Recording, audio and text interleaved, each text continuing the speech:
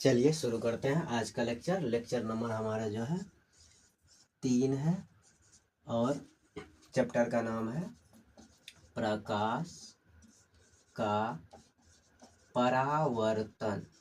परावर्तन चैप्टर का नाम क्या है? प्रकाश का परावर्तन। और आज का हमारा प्रश्न है छाया। छाया जिसको इंग्लिश में शैडो कहते हैं। क्या कहते हैं? शैडो किसे कहते हैं? अब पहले इसको समझ लेते हैं कि शैडो होता क्या है। छाया, छाया जिसको हम लोग जो है परछाई के नाम से भी जानते हैं। छाया को और किस नाम से जानते हैं? तो परछाई। परछाई मतलब छाया, छाया मतलब परछाई। इसको इंग्लिश में क्या कहते हैं? शैडो कहते हैं। अब ऐसे समझिए, तो यह जो है हमारा जो है रात का समय है। रात में चांद होता है। क्या होता है? चांद, चांदनी रात है। ठीक। और यह जो है एक सड़क है। यहाँ पे जो है एक व्यक्ति जा रहा है। ठीक। उसका नाम हम लोग रख देते हैं गोबरा। क्या नाम है इसका? इसका नाम है गोबरा। अब यह जो है रात में जा रहा है, अंधेरे में जा रहा है, धीरे धीरे धीरे धीरे करके। अब यह एकाएक जो है अपने पीछे देखता है। पीछे देखता है तो उसको एक व्यक्ति लेटा हुआ नजर आता है। अब यह व्यक्ति कौन है? अब यह जो है भूत भूत करके डर के भाग गया। लेकिन यह जो व्यक्ति था यह इसका परछाई था। यह इसका क्या था? परछाई था, जिसको हम लोग क्या कहते हैं? तो छाया कहते हैं। ठीक। अब यह छाया बना कैसे? समझिए, प्रकाश जो है इस वस्तु पे आया, वस्तु से टकराया। क्यों टकराया? क्योंकि यह जो गोबरा है यह क्या है? अपारदर्शी है। अपारदर्शी। अब यह अपारदर्शी क्यों है? क्योंकि मनुष्य का जो शरीर होता है वह जो है अपारदर्शी होता है। तो अब जब इससे प्रकाश आया तो प्रकाश जो है इसका पार नहीं कर पाया, तो इससे टकरा गया। तो इसीलिए यहाँ क्या बन गया इसके पीछे? तो इसके पीछे बन गया एक अंधेरा क्षेत्र। अंधेरा क्षेत्र बन गया। इसी अंधेरा क्षेत्र को हम लोग क्या नाम दिए? तो इसी अंधेरा क्षेत्र को नाम दिए छाया, जिसको हम लोग कहते हैं परछाई। या इसका आंसर लिखते हैं। आंसर क्या होगा? तो प्रकाश के गमन पथ की दिशा में जब किसी अपारदर्शी वस्तु को रख दी जाती है तो प्रकाश उस अपारदर्शी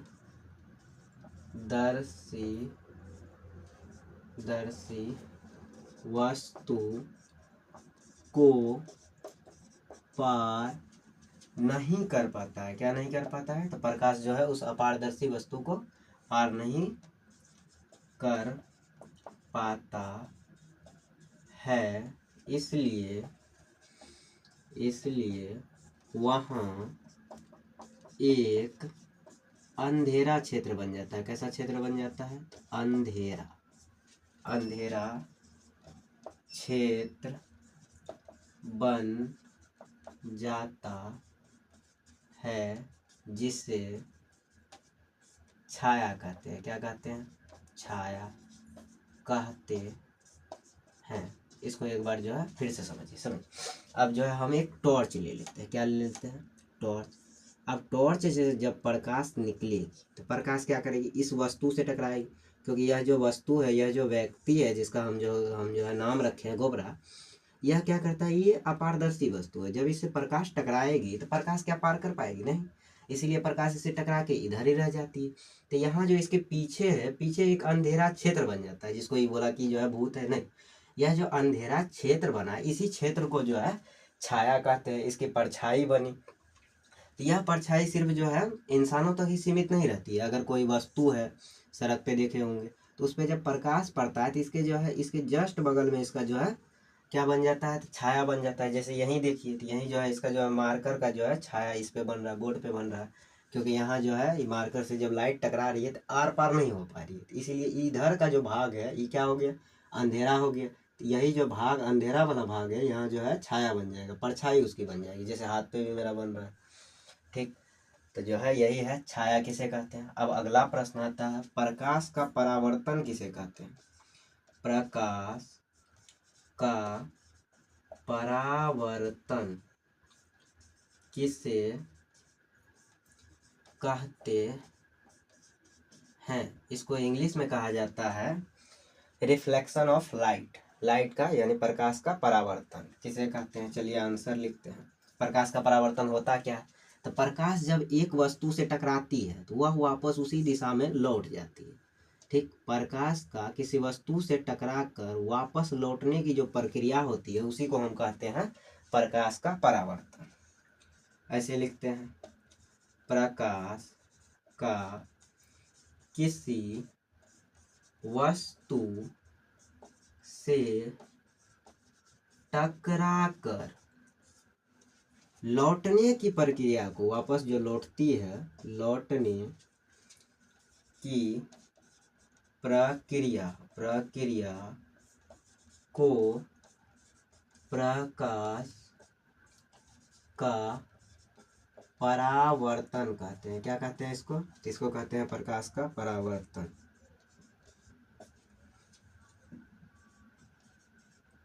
है तो प्रकाश का परावर्तन समझ में आ गया कि यह मान लीजिए एक सतह लेते हैं। ठीक है, तो यह सतह जो है अति पारदर्शी नहीं होना चाहिए। यह सतह कैसा नहीं होना चाहिए, तो पारदर्शी नहीं होना चाहिए। यह सतह जब भी होगा तो ऐसा होना चाहिए जिससे जो है प्रकाश टकरा के वापस लौट सके, यानी परावर्तक सतह होना चाहिए। जैसे यह दर्पण ले लेते हैं, यह एक दर्पण हो गया, प्लेन मिरर हो गया, तो प्रकाश जो है इधर से आ रही है और इससे टकरा के वापस जा रही है। तो यह जो प्रक्रिया है, यह जो घटना है, इसी घटना को कहते हैं प्रकाश का परावर्तन। चलिए तो इसको उतार लीजिए, इसके बाद अगले प्रश्न की ओर बढ़ेंगे। चलिए इसको मिटा देते हैं। अगला क्वेश्चन है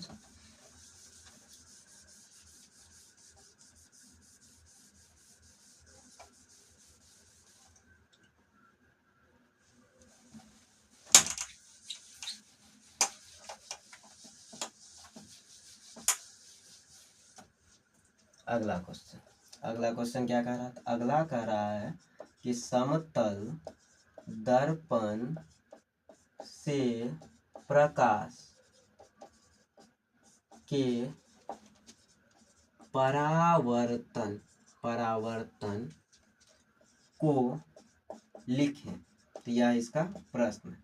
चलिए लिखते हैं। तो यह प्रश्न है, तो सबसे पहले इसका जो है हेडिंग एक अच्छा सा लिख लेते हैं, स्ट्रक्चर टाइप। जब प्रकाश की किरणें किसी समतल दर्पण के परावर्तक सतह पर पड़ती है तो वह निश्चित नियमानुसार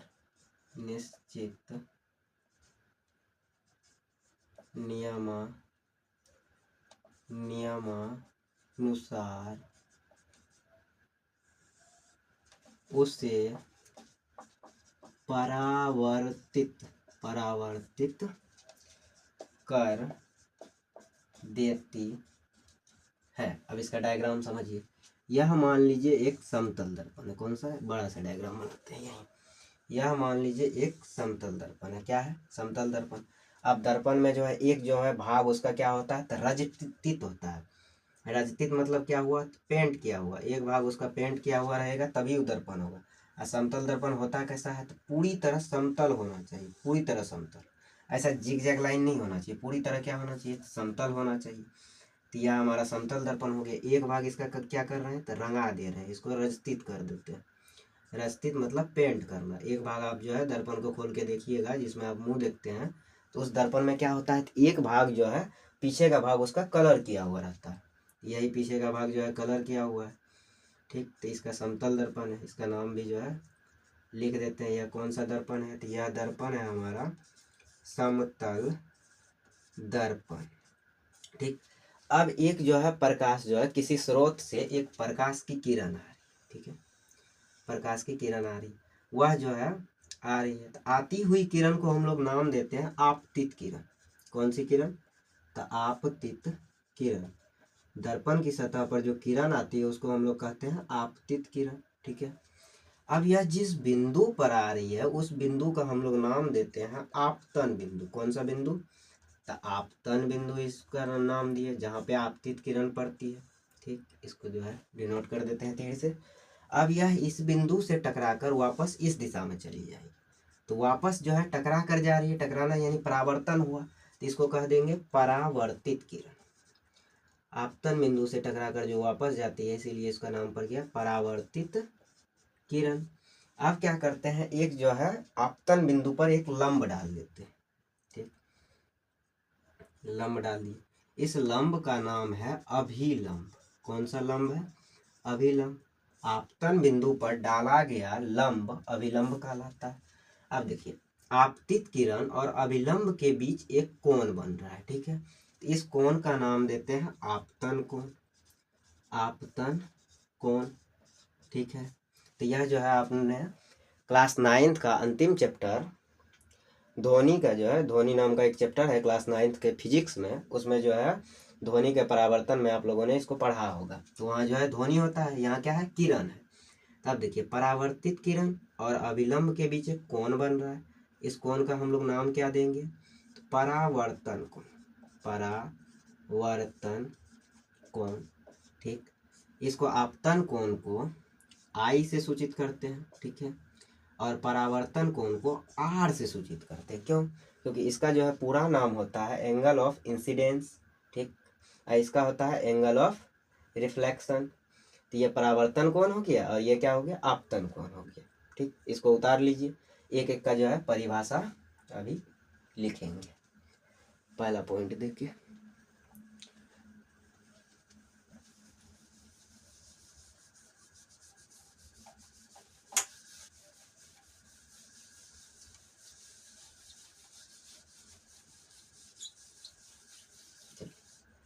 इसका डायग्राम जो है यहाँ बगल में बना देते हैं ताकि समझाने में दिक्कत ना हो।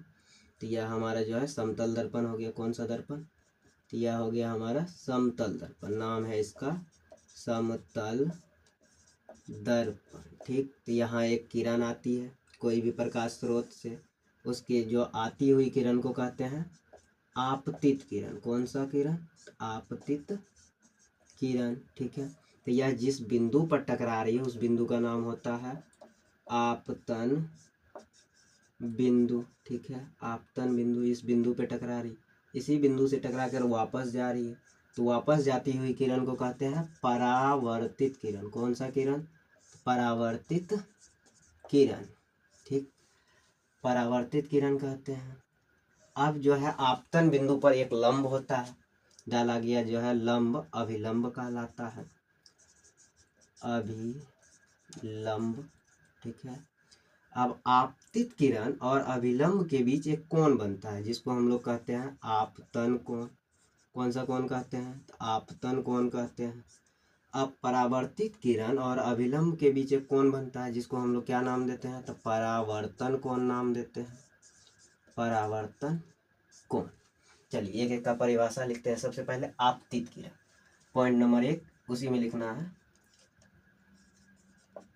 आपतित किरण। आपतित किरण होता क्या है, कहते किसको है। ठीक, दर्पण की सतह से टकराने वाली किरण को आपतित किरण कहते हैं।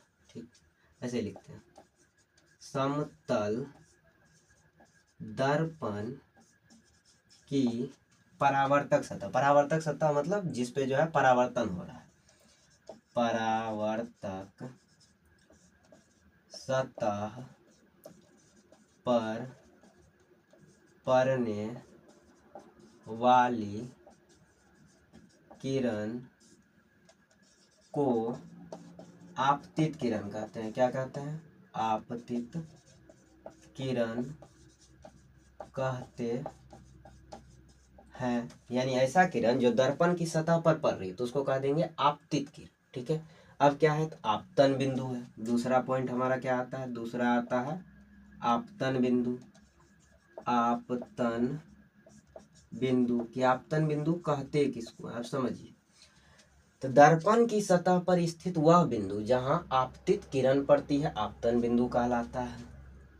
दर्पण की सतह पर स्थित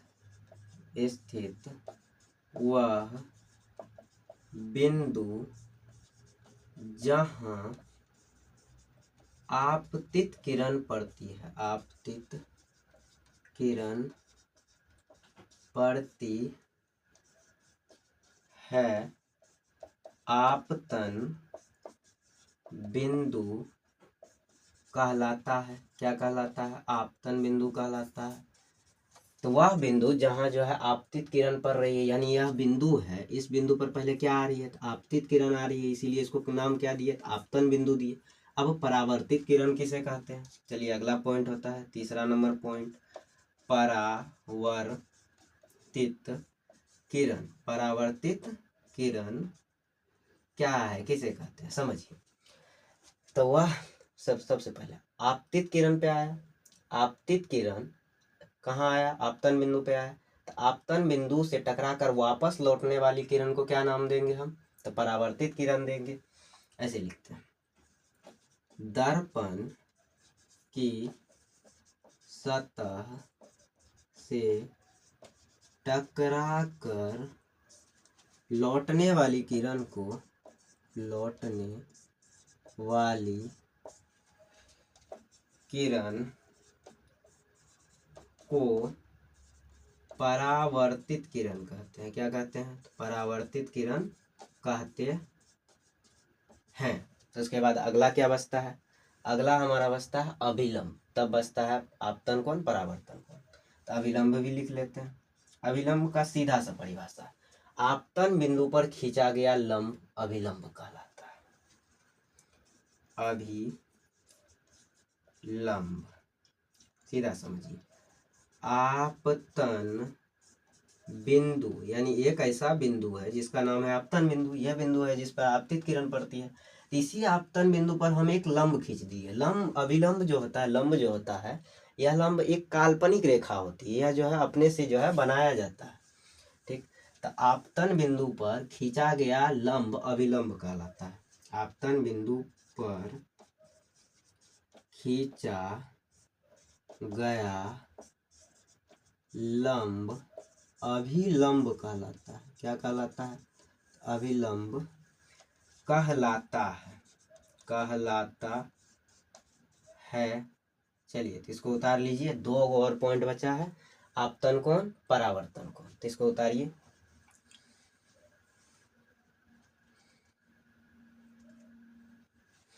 चलिए मिटा देते हैं इसको।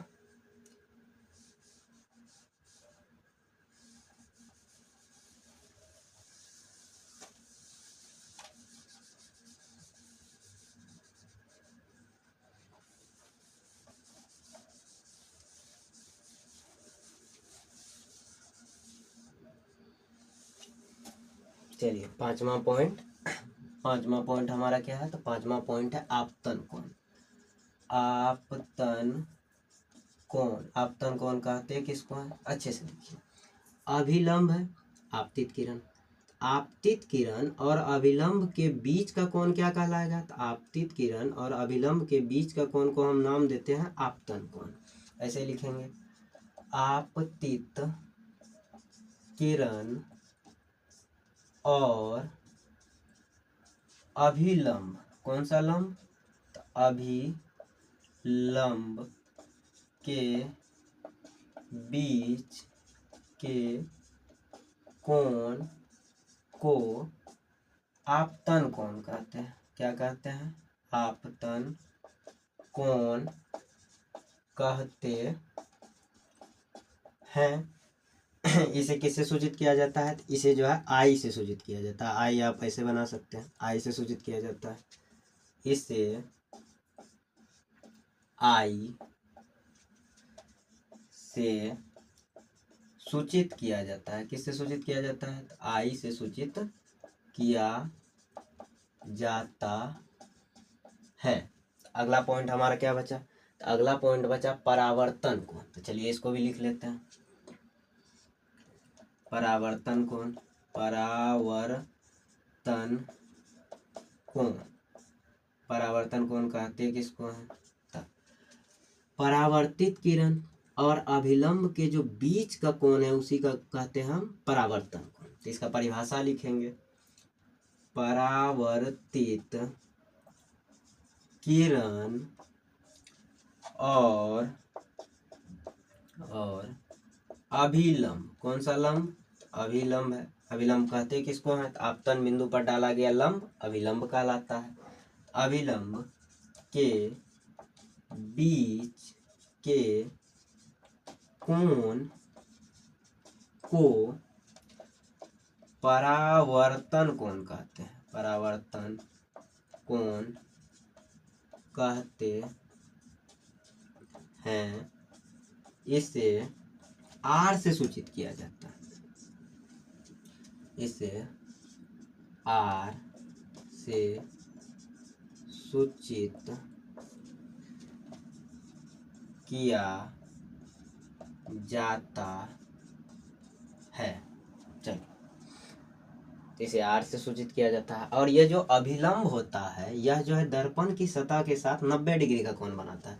अगर आप जो है दर्पण को ऐसे ले लें, ठीक है, ऐसा दर्पण जो है रखें, ठीक है, ऐसा दर्पण जब आप रखेंगे तो यहाँ प्रकाश की किरण आएगी, ठीक, आपतित किरण आई, फिर यह परावर्तित हो गई, परावर्तित किरण हो गई, फिर यहाँ जो हम अभिलंब खींचते हैं, यह अभिलंब देखिए तो कितना डिग्री का कोण बना रही है? तो 90 डिग्री का कोण। किसके साथ? तो दर्पण की सतह के साथ। तो इससे क्या होता है? तो यह जो है एक ऑब्जेक्टिव प्रश्न आ गया कि अभिलंब जो है दर्पण की सतह के साथ कितना डिग्री का कोण बनाती है? तो अभिलंब, उससे पहले एक और बात, यह जो आपतन कोण है यह परावर्तन कोण के बराबर होता है। आपतन कोण परावर्तन कोण के क्या होता है? तो बराबर होता है। यह दोनों आपस में क्या होगा? बराबर होगा। जितने डिग्री का यह कोण बनाएगा उतने ही डिग्री का यह कोण बनाएगा। यह जो है एक नियम है परावर्तन का नियम कि आपतन कोण परावर्तन कोण के हमेशा बराबर होगा। और यह कितना डिग्री का अभिलंब जो है दर्पण की सतह के साथ कोण बनाएगा? तो 90 डिग्री का। पहले यह लिख लेते हैं स्टार मार के देखिए कि आपतन कोण परावर्तन कोण के बराबर होता है। परावर्तन कोण के बराबर होता है, बराबर होता है। जैसे बराबर होता है यानी एंगल आई इक्वल टू होता है एंगल आर के, ठीक है। अब अगला जो है स्टार मार्क करके लिखते हैं।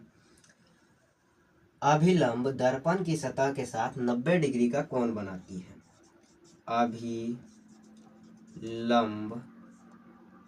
दर्पण की सतह के साथ 90 डिग्री का कोण बनाती है। क्या करती है? तो 90 डिग्री का कोण बनाती है। चलिए तो इसको उतार लीजिए, फिर हम लोग चलेंगे प्रकाश के परावर्तन के कितने नियम हैं। चलिए तो मिटा देते हैं इसको अभी मिटाएंगे।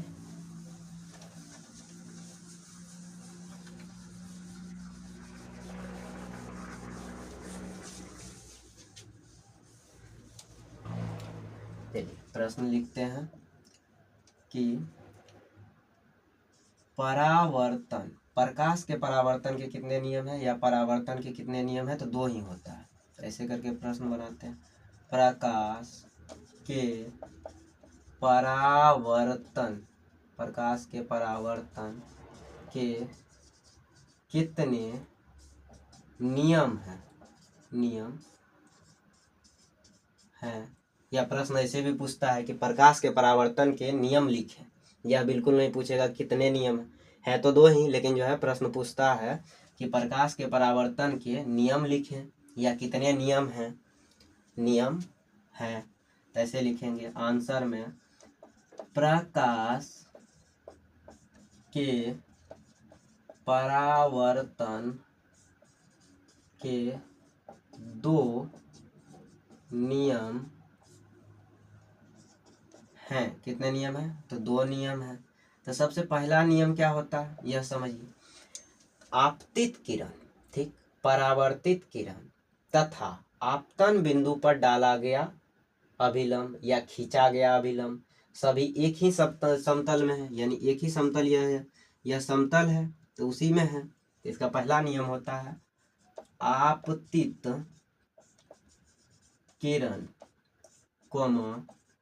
परावर्तित किरण तथा आपतन बिंदु पर डाला गया अभिलंब, कौन सा लंब? अभिलंब सभी एक ही समतल में होते हैं। कहाँ होते हैं? तो सभी जो है एक ही समतल में होते हैं, समतल में होते हैं। चलिए, तो पहला जो है इसका जो है नियम कंप्लीट हुआ। अब दूसरा नियम क्या होता है? तो आपतन कोण परावर्तन कोण के बराबर होता है। दूसरा नियम लिखेंगे तो दूसरा नियम है आपतन कोण परावर्तन कोण के बराबर होता है। कैसा होता है? तो बराबर होता है, हमेशा ही बराबर होगा। जितना डिग्री का यह कोण बनाएगा उतना ही डिग्री का यह बनाएगा, बराबर होता है। एंगल आई क्या हो गया? तो आपतन कोण हो गया, बराबर होता है एंगल आर का, यानी परावर्तन कोण के बराबर होता है। इसको जो है ऐसे ब्रैकेट में बंद कर देते हैं स्टार। चलिए, तो आज जो है यहीं तक छोड़ते हैं। अगली क्लास में जो है पढ़ेंगे प्रतिबिंब किसे कहते हैं। अगली क्लास के लिए प्रश्न है प्रतिबिंब क्या है, इमेज क्या है। चलिए, तो आज के लिए इतना ही, मिलते हैं अगली क्लास में। इससे पहले जो है लेक्चर 2 है और इससे पहले क्या है? तो लेक्चर 1 है। आप जो है तीनों को जो है एक साथ कर सकते हैं। अगर जो है लेक्चर 2 नहीं देखें तो तीसरा जो है फिर भी समझ में आ जाएगा, कोई दिक्कत की बात नहीं है। और लेक्चर 1 भी नहीं देखिएगा फिर भी जो है तीसरा समझ में आ जाएगा। चलिए, तो यहीं तक रखते हैं आज।